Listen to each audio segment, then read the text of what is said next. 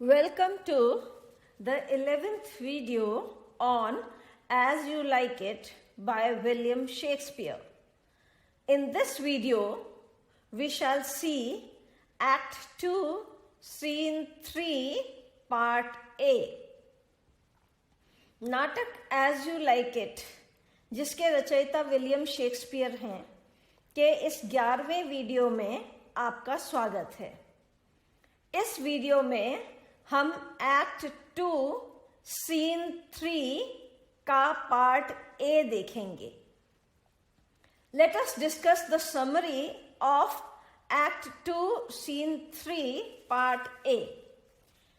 In the earlier part of the drama, we find Orlando confronting his elder brother in a very dramatic manner. Their subject of confrontation is the father Roland de Bois' will. अब हम act 2 scene 3 part ए की summary discuss करते हैं। इससे पहले हमने drama में देखा था कि ऑरलैंडो और ओलिवर दोनों भाई बहुत ही नाटकीय अंदाज में एक दूसरे से विवाद कर रहे हैं।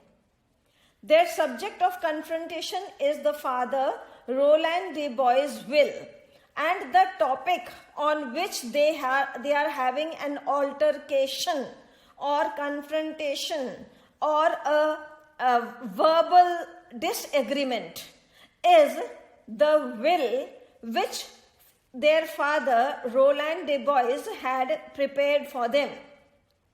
यहाँ इन दोनों के बीच में जो आर्ग्यूमेंट या अनबन दिखाई दे रहा है, उसका मुद्दा है पिता द्वारा बनाया गया विल, वसीयत, जो कि उन्होंने अपने बच्चों के लिए बनाई थी।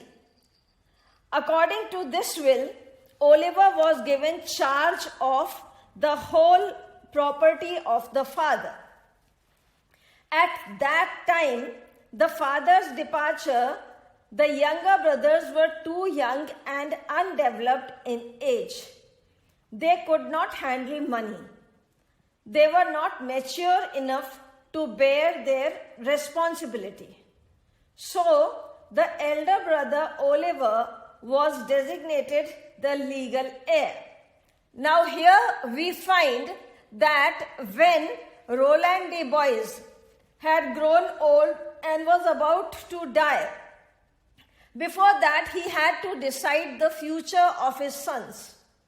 He saw that his two sons were very small in age and were incapable of handling any big responsibility, especially the responsibility of money and their own growth.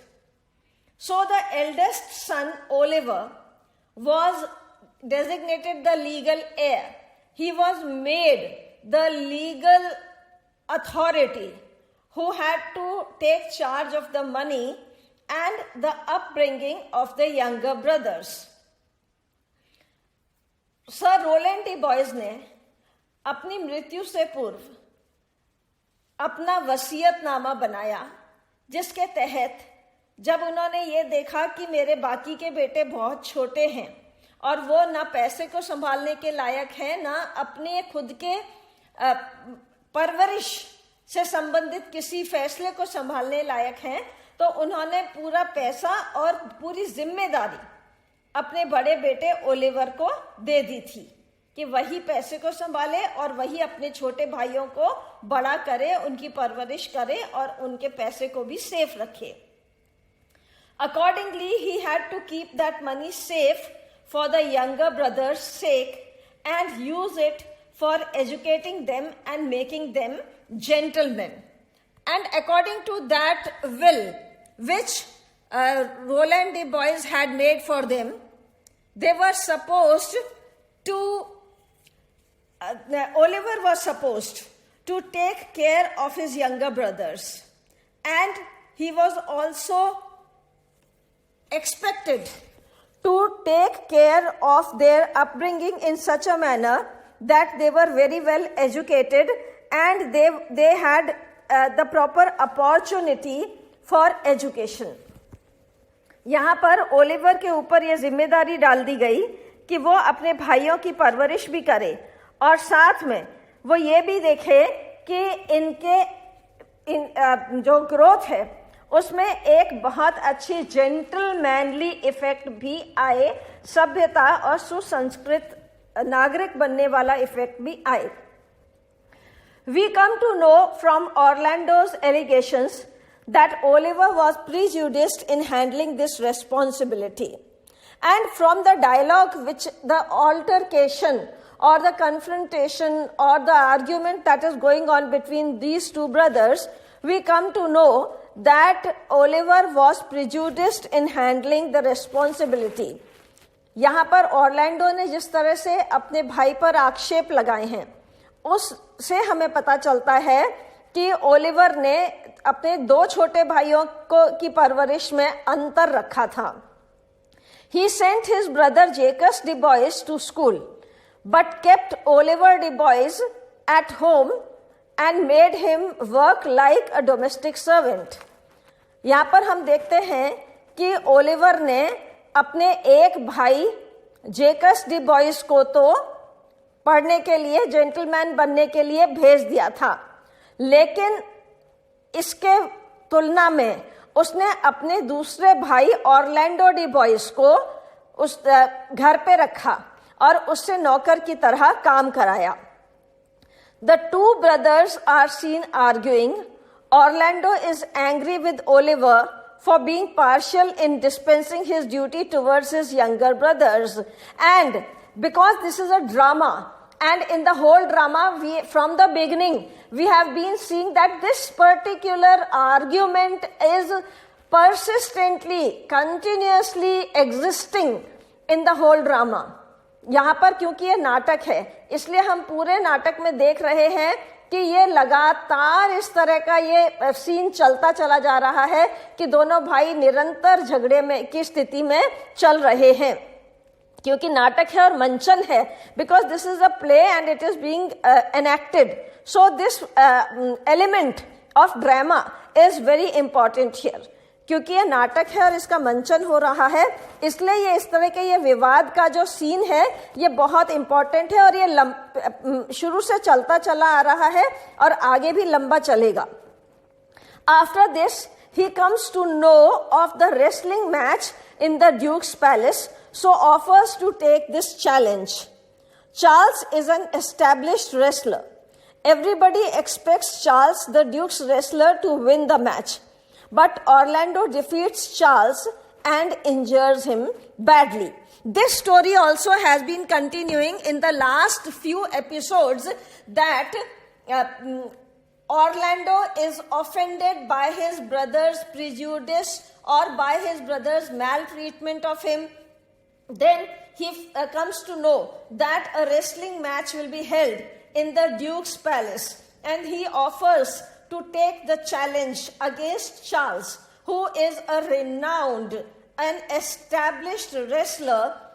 It is said about him that he defeats everybody. Nobody can win over Charles.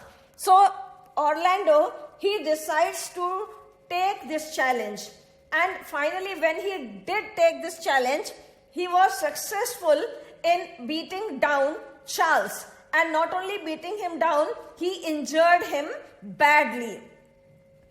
नाटक के शुरू से अभी तक एक ये कहानी भी साथ में चलती चली आ रही है कि जब ओलिवर और ऑरलैंडो के बीच में अनबन हो रही है, तभी ऑरलैंडो को पता चलता है कि ड्यूक फ्रेडरिक ने कुश्ती का ऐलान किया है और वो इस कुश्ती को लड़ने के लिए अपने आप को प्रस्तुत करता है। और चार्ल्स, जो कि ड्यूक का रिप्रेजेंटेटिव रेसलर है, उससे ये टक्कर लेने के लिए तैयार हो जाता है। चार्ल्स के बारे में ये कहा गया था कि वो बहुत ही स्किल्ड, बहुत ही शातिर, बहुत ही ताकतवर कुश्तीबाज है और वो किसी को भी हरा देता है, उससे जीत पाना संभव नहीं है। लेकिन ऑरलैंडो ने उससे टक्कर भी ली, उसको हराया भी और उसे काफी हद तक चोट भी पहुंचाई। Rosalind is impressed with Orlando. She falls in love with him. She gives her necklace as a token of remembrance to Orlando. Here we also see that Rosalind, who is the heroine of our play, she is so happy and so impressed by the performance of Orlando that she falls in love with him, and she gives her necklace as a token of remembrance to Orlando. ये भी एक element हमने पिछले कुछ episodes में लगातार देखा है, इसका मेंशन लगातार आ रहा है कि जब ऑर्लैंडो ने कुश्ती का खेल जीत लिया था, चार्ल्स को उसने पटकनी दे दी थी, उस स्थिति में रोजालिंड उससे बहुत ज्यादा इंप्रेस होती है। रोजालिंड को उससे प्रेम हो जाता है ऑर्लैंडो से, और वो उसे अपने गले का हार उतार कर टोकन के रूप में, एक याददाश्त के रूप में दे देती है, पारितोषिक के रूप में दे देती है। Frederick asks for the victor's introduction when he comes to know that the victor Orlando de Boys is the son of Roland de Boys. He is furious because Roland was his enemy. This element has also been continuing in the past few episodes, that when Frederick is impressed by the new victor, he asks for his introduction, and when he finds that Orlando de Boys is the son of Roland de Boys, and he recollects that Roland de Boys was his enemy, then he is furious with Orlando de Boys. ये भी एक जिक्र हम पिछले कुछ episodes में देख रहे हैं कि ड्यूक फ्रेडरिक को जब पहले वो इम्प्रेस होता है, प्रभावित होता है कि ये नया कुश्तीबाज कौन है जिसने चार्ल्स जैसे ताकतवर कुश्तीबाज को हरा दिया है, और फिर जब वो बताता है कि मैं ऑर्लैंडो डी बॉयज हूं और सर रोलैंड डी बॉयज का बेटा हूं, तो ड्यूक फ्रेडरिक को बहुत तेज गुस्सा आता है, क्योंकि रोलैंड डी बॉयज फ्रेडरिक का दुश्मन था। He decides to harm Orlando. Lebu informs about the imminent danger to Orlando and advises him to leave the place. So he moves homewards. Here we find that one character, Lebu, he is very good, although he is a very, very big gossip monger. He loves to take news from here and pass it on to the other side, to some other character. But here he plays a very important role, a very positive one, and that is that he tells Orlando that, see, the Duke is very angry with you because you have not only defeated his representative wrestler, but also you are the son of his enemy. So he will definitely try to, he is in fact planning to harm you. In that case, it is advisable for you to leave this place and move elsewhere. So he moves homewards. यहाँ पर लीबू, जो कि एक बहुत ही गप्पबाज पात्र है, जो इधर की बात उधर करने में बहुत ज्यादा रुचि रखता है, उसने एक बहुत ही अच्छा रोल प्ले किया है, और उसने यहाँ पर ऑर्लैंडो को बताया कि तुमने पहली बार चार्ल्स को हराया, ड्यूक तुमसे प्रभावित तो हुए, लेकिन जब उनको यह पता चला कि तुम सर रोलैंड डी बॉयज के बेटे हो, जो कि ड्यूक फ्रेडरिक का शत्रु था, तो उन्हें तुम पर गुस्सा भी आ रहा है और वो तुम्हें अब नुकसान भी पहुंचाएंगे। इसलिए तुम्हारे लिए यही उचित रहेगा कि तुम ये जगह छोड़ करके चले जाओ। सो ही मूव्स होमवर्ड्स, इसलिए ऑर्लैंडो अब घर की तरफ चल देता है। Let us see the explanatory notes of this part of the drama. अब हम कुछ ऐसी व्याख्याएं देखते हैं जो ड्रामा को समझने में, नाटक को समझने में सहायक है। Confrontation, the act of confronting, the state of being confronted, such as face-to-face meeting, a confrontation between the suspect and the victim, clashing of forces or ideas, conflict, a violent confrontation between rival gangs, a fight or an argument, संघर्ष या विवाद. Here the element of confrontation is very important and it has been repeated in many episodes because the two brothers are in constant confrontation.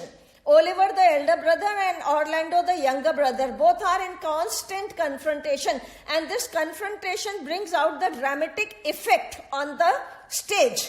यहाँ पर confrontation का बहुत महत्व है, क्योंकि दोनों भाई, बड़ा भाई ओलिवर और छोटा भाई ऑरलैंडो, दोनों लगातार संघर्ष की स्थिति में है, विवाद की स्थिति में है, और जब नाटक का मंचन होता है तो ये विवाद नाटक की नाटकीय तत्व को बहुत अच्छे तरीके से उभार देते हैं. शेक्सपियर ने यहाँ पर कन्फ्रंटेशन को बहुत अच्छे ढंग से प्रयोग किया है. Designate, to give something a name to show that it has a particular purpose.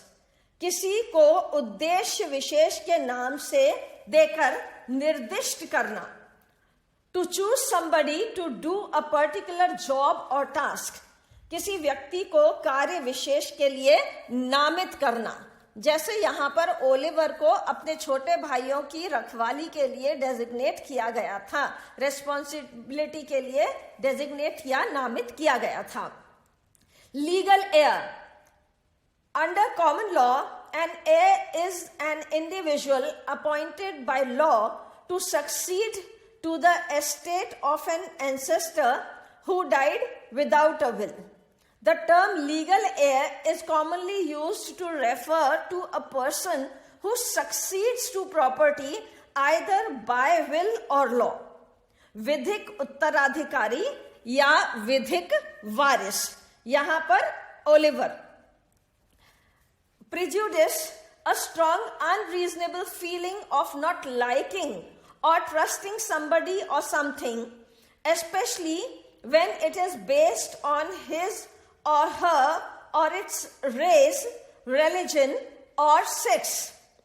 किसी व्यक्ति या वस्तु के प्रति प्रबल नापसंदगी या अविश्वास, विशेषतः उसकी जाति, धर्म या लिंग के कारण पूर्वाग्रह.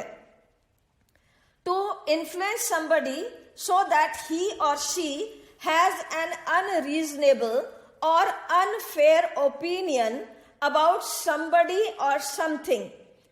किसी को किसी व्यक्ति या वस्तु के प्रति इस तरह प्रभावित करना कि उसके मन में व्यक्ति या वस्तु के प्रति असंगत या अनुचित धारणा बन जाए. पूर्वाग्रह ग्रस्त करना. To have a harmful effect on somebody or something. किसी व्यक्ति या वस्तु पर हानिकर प्रभाव होना. Responsibility, a duty to deal with something so that it is your fault if something goes wrong. उत्तरदायित्व, जिम्मेदारी, जवाबदेही. किसी के प्रति किसी काम के लिए. The fact of something being your fault or blame. किसी बात का दोष, गलती का दोष. Jacques de Bois. He is the second son of Sir Roland de Bois and the brother of Oliver and Orlando. He only appears at the end of the play, where he brings the news of Duke Frederick's reformation. Jacques de Bois sir Rowland de Boys का द्वितीय पुत्र है, Oliver और Orlando का भाई है.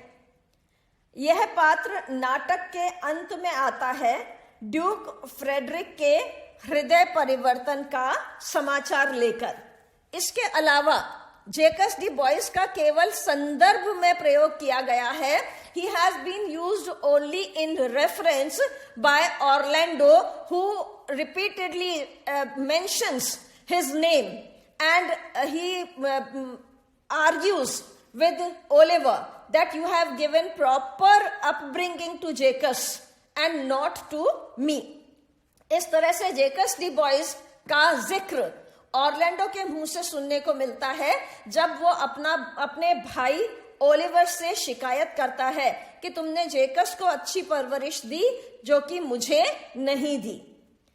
Challenge an object to something as not being true, genuine, correct or proper, or to a person as a juror as not being correct, qualified or approved. A call or dare for someone to compete in a contest or sport. A difficult task or problem. Challenge का मतलब है objection है, चुनौती देना, अविश्वास प्रकट करना, आपत्ति उठाना या ललकारना।